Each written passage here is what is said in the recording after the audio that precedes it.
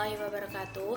Perkenalkan, nama saya Salma Nur Amila dari Prodi PGSD NIM 2013300000601. Di sini saya akan menjelaskan bagian dan fungsi organ pernapasan pada manusia dan organ pernapasan pada hewan.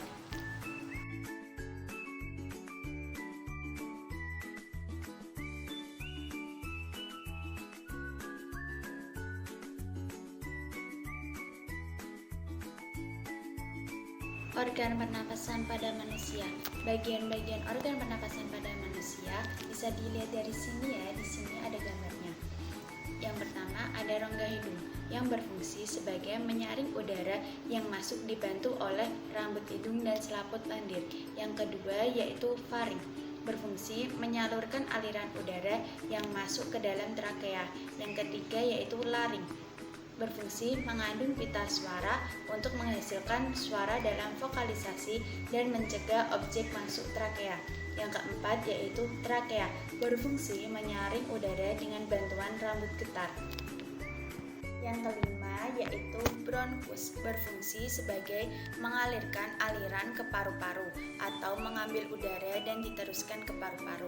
Yang keenam yaitu bronkiolus, berfungsi sebagai menyalurkan udara dari bronkus ke alveoli. Dan bronkiolus berfungsi untuk mengontrol jumlah udara yang keluar dan masuk ketika proses bernapas berlangsung. Yang ketujuh yaitu alveolus, berfungsi pertukaran gas antara udara di alveoli dan darah dalam kapiler sekitarnya. Yang kedelapan yang terakhir yaitu paru-paru. Paru-paru merupakan organ utama pernapasan pada manusia.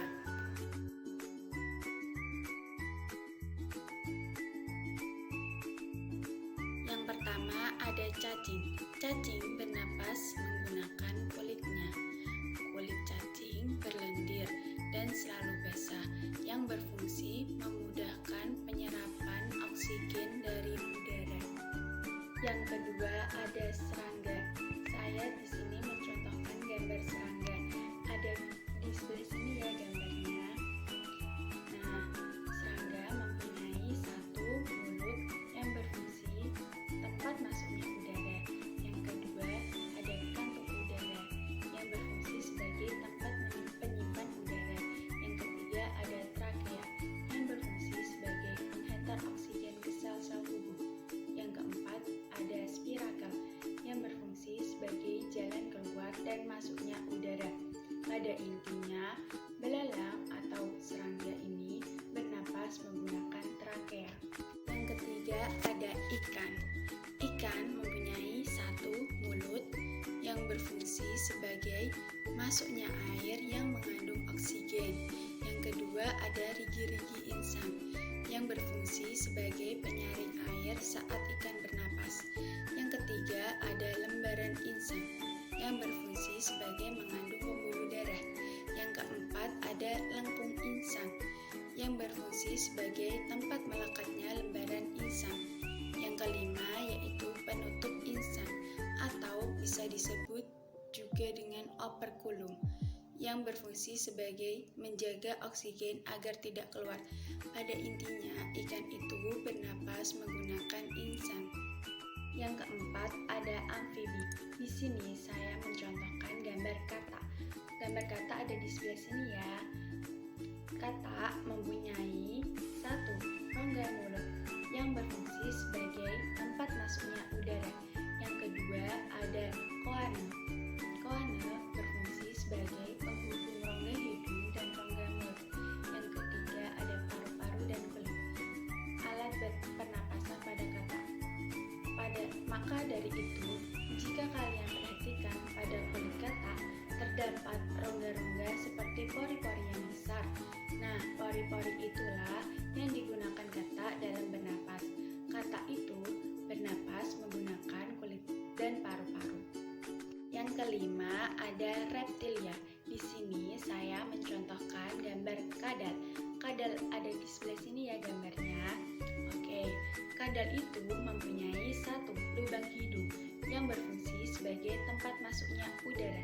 Yang kedua ada trakea, berfungsi sebagai menonjol agar tidak sesak napas ketika menelan manusia. Yang ketiga yaitu ada paru-paru. Paru-paru itu alat pernapasan pada kadal. Yang keempat ada tulang rusuk. Tulang rusuk itu berkontraksi saat oksigen masuk, berelaksasi saat karbon dioksida keluar.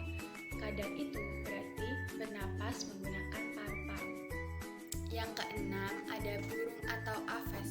Burung atau aves memiliki satu paru.